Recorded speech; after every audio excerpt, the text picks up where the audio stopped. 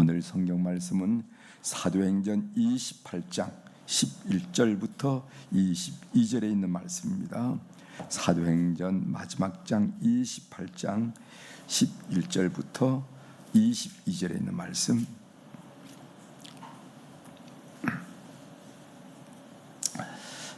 이제 제가 봉독해 드리겠습니다. 11절. 석 달 후에 우리가 그 섬에서 겨울을 난 알렉산드리아 배를 타고 떠나니 그 배의 머리 장식은 디오스구로라. 수라쿠사에 대고 사흘을 있다가 거기서 둘러가서 레기온에 이르러 하루를 지낸 후 남풍이 일어나므로 이튿날 보디올에 이르러 거기서 형제들을 만나 그들의 청함을 받아 이레를 함께 먹으니라. 그래서 우리는 이와 같이 로마로 가니라. 곧 형제들이 우리 소식을 듣고 아비오 광장과 트레스 타베르네까지 맞으러 오니 바울이 그들을 보고 하나님께 감사하고 담대한 마음을 얻으니라. 우리가 로마에 들어가니 바울에게는 자기를 지키는 한 군인과 함께 따로 있게 허락하더라. 사흘 후에 바울이 유대인 중 높은 사람들 청하여 그들이 모인 후에 이르되, 여러분 형제들아, 내가 이스라엘 백성이나 우리 조상의 관습을 배척한 일이 없는데 예루살렘에서 로마인의 손에 죄수로 내준 바 되었으니 로마인은 나를 신문하여 죽일 제목이 없으므로 석방하려 하였으나 유대인들이 반대하기로 내가 마지못하여 가이사에게 상소하며 내 민족을 고발하는 것이 아니니라.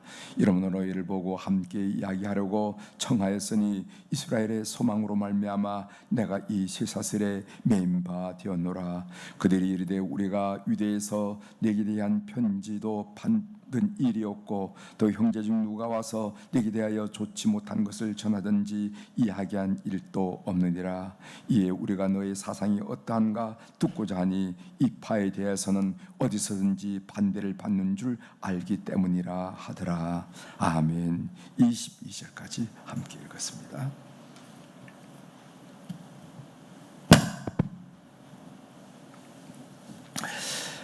오늘 사도행전 28장 11절부터 22절에 있는 말씀을 중심으로 주제를 공동체 중보 없이는 선교는 실패한다, 이런 말씀을 좀 함께 나누고 싶어요. 공동체 중보가 중요하다는 거죠. 공동체 중보 없이는 선교는 실패한다. 오늘 우리가 사도행전 28장 중간 부분을 우리가 함께 읽었는데 그 내용도 역시 바울이 로마로 압송되는 그 과정의 한 부분입니다. 즉 멜리데에서 멜리데를 어제 말씀드렸죠. 말타섬 또는 몰타섬 이렇게 이야기하는데, 시칠리아라는 그 시칠리아 섬은 어디냐면은 여러분 이탈리아 반도가 장화 모양으로 장화 벗어놓은 모양이죠. 그런데 그 장화 코앞에 있는 섬이 시칠리아 섬이에요. 시칠리아 섬 남쪽에 있는 이 몰타섬 멜리데에서 3개월 머문 뒤에 배로 이탈리아 반도의 보디올까지, 보디올이라는 곳은 이탈리아 반도 한 중간 부분에 있는 항구지요. 그까지 간대요. 거기서 로마로 뻗은 아비아가도, 아비아라고 하죠. 아비아가도 로마인들의 군사 도로입니다. 로마 군사 도로가 로마서부터 이 남부 쪽으로 쭉 뻗은 도로가 아비아가도라 하는 돌이 있는데, 그 도로가 있는데 그 아비아가도를 통해서 로마로 입성한 그 내용이 오늘 본문 내용이 되겠습니다. 이제 본문 내용을 좀 구체적으로 살펴보겠어요. 11절 한번 보겠습니다. 11절. 석 달 후에 우리가 그 섬에서 겨울을 난 알렉산드리아 배를 타고 떠나니 그 배의 머리 장식은 디오스구로라, 이 말씀이 있습니다. 석 달 후, 그러니까 이 멜리데에서 바울 일행이 한 3개월 정도 지났어요. 여러 계산을 해보면 3개월 정도 지났으니까 멜리데에서 출항한 때는 이듬해 1월 말경이 아니겠는가. 그래서 아마 지중해는 겨울에는 항해하기 어려운 곳인가 봐요. 그래서 그 이듬해 1월 말경에 항해를 했다 한 이야기를 적고 있습니다. 이런 일들을 구체적으로 적어놓은 것이 이 누가인데, 이 사도행전의 저자는 누가잖아요. 누가가 누가복음과 사도행전의 저자인데, 이 누가는 의사입니다. 그러니까 이 모든 일들을, 사실들을 쓸 때 아주 구체적으로 장소, 시간 이런 것들을 우리가 보게 되는데, 이것이 아마 그분의 어떤 그 성향 때문에 이런 것을 기록하지 않는가 이렇게 봐요. 우리가 그 섬에서 겨울을 난 알렉산드리아 배를 타고 떠나니 그 배의 머리 장식은 디오스쿠로라. 이 배는 알렉산드리아에 적을 둔 선적지가 알렉산드리아 적을 둔 곡물 수송선일 가능성이 많다 한 얘기를 제가 어제도 드렸고, 루테라가 그랬죠. 그 로마 제국이 아프리카 북부 지역으로부터 소위 팔레스타인, 그리고 터키, 그 그리스, 로마, 그리고 저 불란서에까지 에스파냐에까지 이게 다 로마 제국이잖아요. 그 로마 제국의 빵바구니가 바로 그 나일 하부, 나일 북쪽에 있는 그 델타, 여러분 그 히라바의 델타 평야 많이 들으셨죠? 그 델타 지역을 로마 시대, 로무 시대 때 빵바구니라 할 정도로 미래의 곡창 지역이고 곡물의 곡창 지역이었습니다. 그것이 어디에서부터 운반이 되냐면 알렉산드리아 항구로부터 운반이 되는데, 거기에서 떠나는 곡물 수송선이 아니었겠는가 이렇게 봅니다. 그런데 그 배 머리 장식은 종종 그 배 이름이 되곤 했는데, 그 배의 머리 장식은 뭐냐면은 디오스구로라 이렇게 했습니다. 그것도 상세하게 적었죠. 디오스구로. 이 디오스구로는 제우스 신의 쌍둥이 아들이 누구냐면은 카스토로와 폴룩스라 하는 아들인데, 그 아들의 모습을, 그 형상을 배에다가 이렇게 두 개 딱 걸어놨기 때문에 그 이름을 디오스쿠로라 하면서 그 배 이름 또한 두오스쿠로라 이렇게 얘기합니다. 그래서 그 배 머리에 그 알렉산드리 신의 쌍둥이 아들의 형상이 있었다 하는 것을 우리가 알 수가 있습니다. 12절 보겠습니다. 수라구사에 대고 사흘을 있다가, 이런 말씀이, 이 수라구사는 어떤 지역이냐면은 멜리데 북쪽에 있는 시칠리아 섬, 제가 말씀드렸죠. 그 이탈리아 반도 그 장화의 콧등 앞에 있는 큰 섬, 이 시칠리아 섬인데, 거기에 있는 가장 큰 섬이 수라구라라. 큰 항구가 바로 수라구사라 하는 항구인데, 거기에 잠깐 들렸다는 얘기입니다. 13절 넘어갑니다. 거기에서 둘러가서 레기온에 이르러 하루를 지난 후에 남풍이 일어나므로 이튿날 보디올에 이르러, 이런 말씀이 있습니다. 여기 레기온이라는 것은 이탈리아 반도에 있는 가장 남쪽에 있는 항구예요. 보통 곡물을 바로 이 레기온에서 하역을 한다는 겁니다. 거기서 이제 공부를 하역을 하고, 이 보디올이라는 것은 이탈리아 반도 서쪽인데, 서쪽으로 쭉 올라가다 보면 한 중간 정도, 그러니까 이탈리아 그 반도 중앙이죠. 거기에 항구 도시에 이르게 되었다 한 이야기입니다. 15절입니다. 그곳 형제들이 우리 소식을 듣고 아비오 광장과 트레이스 타베르네까지 맞으러 오니 바울이 그들을 보고 하나님께 감사하고 담대한 마음을 얻으리니라. 지금 바울은 제수로 압송이 되고 있는 거거든요. 아무리 제가 어제 오늘 이 본문을 묵상할 때도 이게 누가가 기록을 한 거 아닙니까? 그럼 이것을 누가는 그 다니면서 뭐 기자처럼 이렇게 기자 쓴 게 아니라 그 모든 과정을 끝난 다음에 이것을 기록해서 사도행전이라 이렇게 우리에게 그 보고를 해주고 있는데, 이제 누가는 28장으로 다 끝나는 줄 알았어요, 사도행전에. 그럼에도 불구하고 그 글의 기조가 침울하다거나, 어떻게 예수 위에 평생을 살았는데 바울의 끝말이 이럴까, 어떤 침울하다거나 우울한 기분이 전혀 없어. 오히려 사도행전 28장은 성도들 향해서 29장을 향하여 선교를 북돋고 격려하는 그런 느낌을 받으면서 이게 믿음인가 하는 그런 생각을 하면서 저도 어제 읽었습니다. 아무튼 거기에서 그 로마에 있는 성도들이 아비오 광장이라는 것은 어디냐면은 로마에서 한 65km 떨어진 곳이에요. 그리고 트레이스 타베르레라 하는 것은 뭐냐면 새 주막이라 하는 의미로 로마에서 한 50km 떨어진 곳입니다. 50km, 65km 한 100리 이상, 120리 정도 떨어진 곳인데 로마에서 그 소식을 듣고 바울 사도가 오신다 하는 그런 소식을 듣고 거기 있는 성도들이 아비오 광장까지 환영하러 나온 겁니다. 그리고 트레비스 타베르네까지 환영하러 나온 겁니다. 맞이하러 나온 거예요. 이 트레비스라 하는 말은 이 셋이란 말인데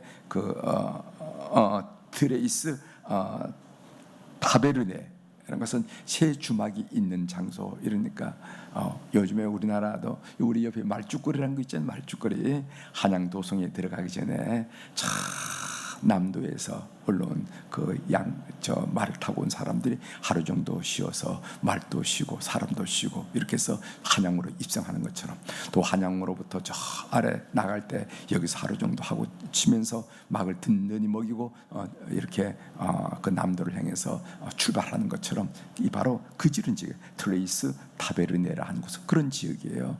그런 지역이 있을 때 로마에 있는 그리스도인들이 알고 와가지고 환영하는 그런 모습을 오늘 우리들이 보고 있습니다. 바울이 그 모습을 보고 참 이렇게 압송되는 제수의 입장이었지만은 큰 용기를 얻고 하나님 앞에 담대함을 얻고 감사하게 됐다 하는 것을 오늘 성경이 표현해주고 있습니다. 16절 보겠습니다. 우리가 로마에 들어가니 바울에게는 자기를 지키는 한 군인과 함께 따로 있게 하더라, 허락하더라 하는 말씀이세요. 여기 우리가 하는 것은 우리가 로마에 들어가니 바울만 들어간 것이 아니라 여기에 적어도 이 기록한 누가, 그리고 또 아리스다고 이렇게 적어도 우리라라고 표현한 서명 이상의 소위 선교단이 제수의 몸이지만은 로마로 입성하는 것을 우리가 그래 볼 수가 있을 것입니다. 여기 보면은 자기를 지키는 한 군인과 함께 따로 있게 허락하더라 하는 것은 바울은 집단 제수였지만은 집단 수감 시설에 수감되지 않고 민가에 따로 구금되어 있음을 우리가 알게 됩니다. 어떤 일로 이렇게 된지는 모르지만은 아무튼 이 바울 사도는 민가에 따로 구금된 상태였습니다. 그러나 한 군인, 로마 군인의 감시를 받고 쇠사슬에 말려 있어요. 가택연금은 연금이지만은 그는 쇠사슬에 묶인 입장이었고, 또 그리고 로마 군인의 늘 주시를 받고 감시를 받는 그런 입장이었다 한 정도로 우리가 이해할 필요가 있습니다. 그 다음에 이어서 나온 말씀이 17절부터 22절까지 나오는 거가 유대인 지도자를 초청해서 만나는 내용이 나옵니다. 고고학적 근거에 의하면은 그 당시 로마에는 최소 11개의 회당이, 유대인 회당이 있었다는 거예요. 그리고 로마에는 어느 정도 유대인들이 살고 있었냐면은 2만 내지 5만 명, 5만 명 정도의 유대인들이 살고 있었다는 겁니다. 그래서 여기에 유대인 지도자들로 초청된 사람들이 누구일까? 그것은 해당 공동체의 지도자들이 아니었는가. 그러니까 해당이 있으면 그 해당장들이 있고 아무튼 해당을 중심으로 지도자들이 있을 텐데 그런 사람들이 특별히 초청을 받지 않았는가 이렇게 생각합니다. 그리고 이어서 지도자들과 대화가 나오는데 몇 곳 한번 보겠습니다. 19절, 유대인들이 반대하기로 내가 마지 못하여 가이사에게 상소함으로 내 민족을 고발하는 것이 아니라, 이제 바울 사도가 한 이야기죠. 로마 당국은 나를 신문한 후에 아무 죄가 없어서 나를 석방하려고 하지만은, 그러나 유대인들이 계속 반대했다. 어쩔 수 없이 나는 가이사에게 상소할 수밖에 없었다 하고 자기 입장을 밝히지요. 그러면서 아마 로마에 사는 유대인들은 바울이 혹시 황제에게 상소하는데 황제 앞에서 유대인들을 나쁘게 말할 수도 있겠다 걱정했을 수도 있을 거예요. 왜냐하면 로마에는 유대인들이 2만 내지 5만 명이 살았는데 바울이 유대인들에게 나쁘게 이야기했다면 거기 산 사람들에게 불리하잖아요. 그죠? 그렇기 때문에 혹시 이 유대인이 황제 앞에서 나쁘게 말하지 않을까 하는 그런 염려와 걱정이 있었을 것입니다. 이런 걱정을 상시하기 위해서 오늘 바울 사도 얘기합니다. 나는 내 민족을 고발하지는 않겠습니다 한 얘기를 하는 것을 보게 됩니다. 20절 보겠어요. 이러므로 너희를 보고 함께 이야기하려고 정하였으니 이스라엘의 소망으로 말미암아 내가 쇠사슬에 매인 바 되었도다. 여기 이스라엘의 소망이라 하는 단어가 나옵니다. 이스라엘의 소망이 무엇이겠어요? 그것은 이스라엘 백성들이 예언자를 통해서 오랫동안 기다리던 메시아 출현이 아닙니까? 메시아 출현. 구체적으로 말한다면 예수 그리스도의 죽으심과 부활을 증거하는 문제로 내가 이렇게 영어의 몸이 되었다 한 이야기를 그 자리에서도 뒤로 물러서지 않고 주저앉지 않고 고백하는 바울 사도의 모습을 보게 됩니다. 뭐 우리 같았으면은 저 사람들이 입장이 유대인이고 유대인 지도자들이니까 뭐 이런 얘기는 슬쩍 안 할 수도 있지 않겠어요, 그죠? 예수 얘기 안 할 수 있잖아요, 그죠?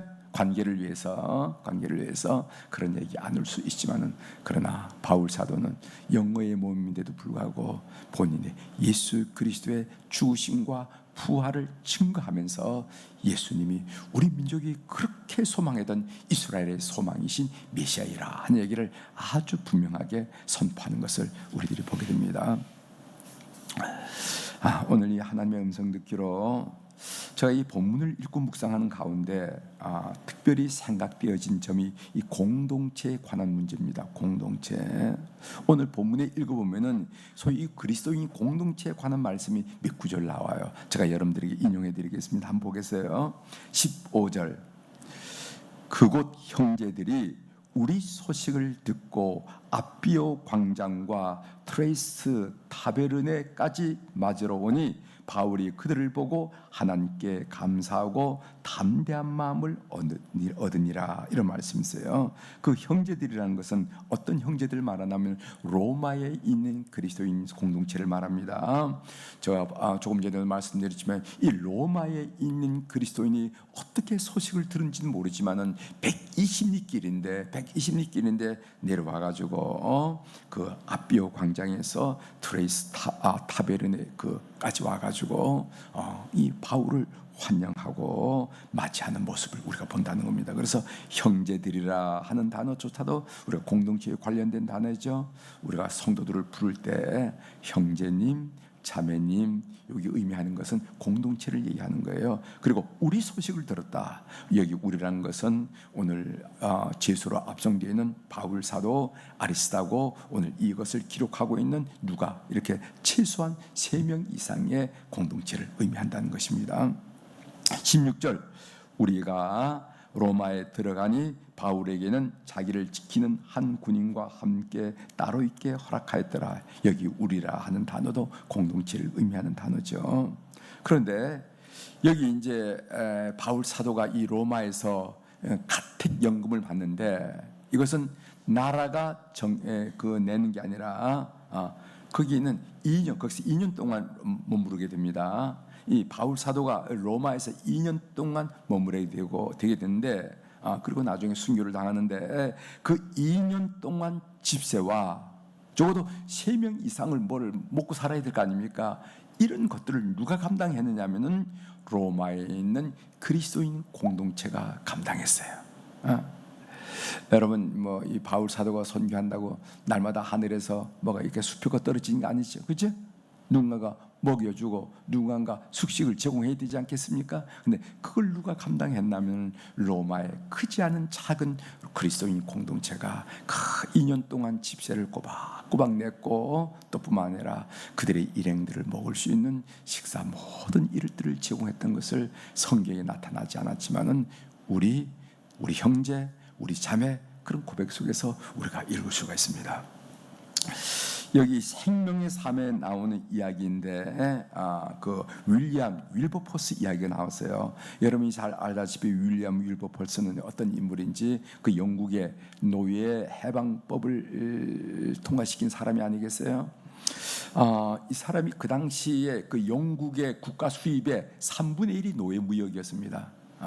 그러니까 영국이란 나라를 지탱하기 위해서 노예 무역을 반드시 했어야만 되는 거예요. 그런데 거기다 대고 노예를 해방시키자, 노예 무역을 금피하지 않은 법안을 냈으니까, 혼자 제출했으니까 견딜 수 있겠습니까? 노예 무역을 하는 거부들, 그리고 모든 이런저런 사람들이 협박을 하고 죽이겠다, 테러를 선포하고 막 이런 입장이었어요. 아주 힘들었습니다. 그런데 그는 그 노예 폐지법 청원을 하는 동시에 중보기도 공동체인 크레판이라 그래요. 크레판. 그래서 제가 어제 좀 검색을 해봤는데 이 크레판이 뭘까 하는 그런데 검색을 했는데 제가 확인하지 못했는데 아무튼 그 생명의 삶에 의하면은 그 노예 폐지 청원하는 공동체, 기도 공동체를 크레판으로 설명한 것 같아요. 이 크레판이 날마다 모여서 예배를 드리고 이 중보 기도했다는 내용을 제가 읽었습니다. 무려 50년이라는 세월을 지난 후에 마침 영국의 노예 무역 제도가 폐지되는데 오늘 윌버포스가 죽기 29일 전에 의회에서 통과됐어요. 그러니까 그 윌버포스는 눈을 감기 전에 본인이 그 젊은 시절부터 이야기했던 노예 폐지가 통과되는 것을 보고 죽은 거나 마찬가지죠. 우리는 여기서 합니다. 우리에게 사명이 그렇다면 우리는 믿음의 공동체를 만들어서 충부하고 격려받는 일이 참 중요하다. 우리에게는 믿음의 공동체가 정말 필요하다는 것을 저는 다시 한번 이렇게 인식을 하게 됐습니다. 여러분, 이 속회, 선교회, 선교위원회를 중요하게 여겨야 됩니다. 이 중보기도 이 공동체를 만들어야만 사명을 넉넉히 감당할 수 있다 하는 거예요. 혼자는 안 됩니다. 공동체라야 감당할 수 있다는 것입니다. 우리가 코로나 때문에 온라인 예배란 예배, 듣도 보지도 못한 예배가 나왔는데 이 온라인 예배는 뭡니까? 그것은 집에서 이게 스마트폰 하나 켜놓고 듣는 게 온라인 예배가 아니겠어요? 근데 이 온라인 예배의 맹점, 아주 취약한 약점이 뭐냐면 공동체 상실이라는 공동체 상실. 우리 기독교가 이 교회가 존재하고 선교하려고 그러면 공동체란 뒷받침이 분명히 있어야 되는데 이 온라인은요, 온라인 공동체를 생각하지 않아요. 그래서 이게 가장 문제다 하고 오늘 예배학자들이 지적하는 거지요. 여러분, 공동체 중보 없이는 선교는 실패한다 하는 것을 알고 우리 교회 조직 속에 무슨 선교회가 있고 무슨 속회가 있고 이것은 어떤 교회를 운영하고 조직하는 위해서 필요한 것이 아니라 하나님 우리에게 분반 선교를 위해서 반드시 필요한 것이다 하는 것을 여러분 인식하시고 소중히 여기고 함께 기도하는 공동체로 여러분 갖고 가는 우리 교우들이 되기를 주의 이름으로 부탁을 드립니다. 로마로 압송된 지수로 압송되는 그 바울의 뒤에는 그를 위해서 기도하는 교회 공동체가 있었다 하는 것을 기억할 필요가 있습니다. 기도하시겠습니다. 하나님 아버지, 오늘 바울 사도가 로마로 제수의 몸으로 압송이 되는데 그 압송되는 그 분위기를 보면은 침울하거나 우울하거나 평생을 주님 위해 살았는데 내 끝이 이렇게 되는가, 바울의 끝이 이렇게 되는가, 회유와 걱정과 번민과 우울은 전혀 그런 기색을 모르고 못 보이고 안 보이고 오히려 여기에 소망과 기대를 갖는 그런 마지막 우장의 한 부분을 우리가 읽게 하시오니 감사합니다.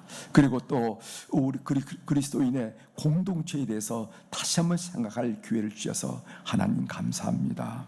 우리 교회도 속회란 공동체가 있고 그리고 또 선교회란 공동체가 있고 각 영역마다 선교위원회란 공동체가 있는데 이런 모임이 없이 혼자로는 선교에 실패할 수 없다라는 것을 깊이 인식하면서 서로 중보하고 서로 기도하고 하나님의 은혜를 구하고 하나님의 능력을 구하고 하나님의 방법을 구하고 지혜를 구함으로 선교의 영역을 확장하고 심화시키는 그런 교회 공동체가 될 수 있도록 은혜를 베풀어 주옵소서. 오늘 또 우리 사랑하는 교우들이 주님 앞에 1,000번째 헌금을 올려드렸습니다. 솔로몬의 본을 받습니다. 솔로몬이 어린 나이에 등극하여 그 기득권 세력과 이익 집단 사이에서 어떻게 할 줄 모르고 쩔쩔맬 때 그는 하나님을 생각하고 기본 산당에서 1,000번의 번제를 드리면서 하나님과 깊고도 내밀한 교제를 가졌다는 것을 우리는 알게 됩니다. 그 교제로 말미암아 위로부터 지혜를 얻고 부귀영화를 얻어서 전후후무한 솔로몬이 되었는데, 하나님 아버지, 우리도 삶의 모든 것, 우리의 판단과 우리의 결단과 우리의 지혜로 살아갈 수 없음을 고백드리면서 우리의 삶을 주님께 올려드리는 의미로, 우리의 자녀들의 삶을 주님께 부탁하는 의미로, 우리의 기업을 주님께 의탁하는 의미로 오늘 또 겸손히 1,000번째 헌금을 올려싸우니 주님께서 하감하시고 연락하여 주셔서 솔로몬의 역사를 오늘 우리가 이 21세기 우리도 경험할 수 있도록 은총을 베풀어 주옵소서. 그래서 누군가 우리를 향하여 물을 때 하나님이 하셨어요, 하나님이 참 도와주시네요, 하나님이 역사하시네요, 넉넉히 고백하는 우리 하나님을 찬송하는 우리의 삶이 될 수 있도록 저들을 붙드시고 역사하여 주시옵소서. 하나님 아버지, 오늘 수요일날 특별히 우리 자녀들, 우리 손자 손녀들을 위해서 기도합니다. 우리가 눈만 감으면은 늘 머리에 떠오르는 우리 자녀들, 우리 손자 손녀들, 그들을 위해서 기도하오니 역사하여 주옵소서. 그래서 그들이 비록 깊은 잠에 빠져 있고, 그들이 비록 우리 품 안에서 멀리 떨어져 있지만은 어머니, 아버지, 할아버지, 할머니가 그 기도한 영적 역사를 통해서 어느 자리에 있든지 어느 곳에 있든지 예수 이름으로 여호수아에게 허락했던 평탄하고 형통한 축복을 누릴 수 있도록 은혜를 베풀어 주옵소서. 해에서 사업하는 자녀들, 직장 생활하는 자녀들, 그리고 또 학문하는 자녀들이 있습니다. 주님 함께 하셔서 외롭지 않게 도와주시고 늘 하나님의 역사하심으로 좋은 사람들 만나고 교육하는 일마다 30배, 60배, 100배의 결실로 좋은 소식으로 우리의 대화가 풍성하도록 은혜를 베풀어 주옵소서. 군대에 나가 있는 자녀들이 있습니다. 손자, 손녀들이 있습니다. 낯설고 물스러운 곳에서 참으로 부모님 품 안을 떠나서 생활할 때 좋은 지휘관 만나게 도와주시고 좋은 동료, 전우들을 만나서 그들의 인격과 그들의 삶이 성장하고 성숙하는 축복된 기간이 될 수 있도록 은혜를 베풀어 주옵소서. 어느 누구 하나 허송세월 한 자 없게 도와주시고 그런 기회가 그들 삶에서 참으로 유익하고 목표를 설정하고 도전받고 가치관을 설정하는 그런 소중한 기회가 될 수 있도록 우리의 자손들을 축복하여 주시옵소서. 군대 위험한 일들이 많이 일어납니다. 주님께서 능력의 팔로 보호하시고 방패되심으로 안전하게 도와주시옵소서. 하나님, 이제 2학기가 됐습니다. 이제 한 100일 가까이 100일이 못 미치는데 하는 우리 자손들이 이제 대학 입시를 위해서 문을 놓고 하고 있습니다. 하나님 기억하여 주옵소서. 끝까지 견딜 수 있는 건강 주시고 의지력 주시고 분명한 목표와 집중력을 허락하셔서 그들이 성취하고자 하는 그 모든 일들 주 안에서 이루는 우리의 자손들이 될 수 있도록 도와주시옵소서. 그래서 이런 일 저런 일을 통해서 하나님이 길을 여시고 하나님이 인도하신 것을 늘 보면서 하나님께 찬양하는 우리 사랑하는 자녀들 될 수 있도록 은혜를 베풀어 주옵소서. 사업하는 자손들이 있습니다. 또 직장 생활을 하는 자녀들이 있습니다. 하나님 아버지, 그 모든 삶의 여정 속에 주님이 함께 하셨으므로 좋은 사람들 많이 만나게 하시고 하는 일마다 프로젝트마다 결과 있게 도와주셔서 윗사람으로부터 아랫사람으로부터 인정받는 삶이 될 수 있도록 직장 생활을 축복하여 주시옵소서. 그 무엇보다도 믿음이 승리하는, 믿음이 기대되는 자손들 되기를 간절히 소망합니다. 하나님, 우리가 하나님 때문에 얼마나 많이 감격하고 얼마나 많이 감사하고 얼마나 많이 은혜를 고백하고 살아갑니까? 그 놀라운 하나님의 역사를 우리의 아들과 딸들도 우리의 손자 손녀들도 그 모양 그대로 경험하고 은혜 받는 생활을 해야 될 텐데, 믿음이 가정 가문 마음마다 기대되는 축복을 저희들에게 허락하여 주시옵소서. 오늘 또 하늘의 주권과 땅의 주권을 가지신 우리 주님의 권세 있는 이름으로 이 새벽에 선포합니다. 내 영혼이 잘된 같이 범사가 잘되고 강건한 축복을 주께서 허락한 오늘 하루도 누리게 도와 주시옵소서. 감사드리며 예수님의 이름으로 축복하며 기도올리옵나이다. 아멘.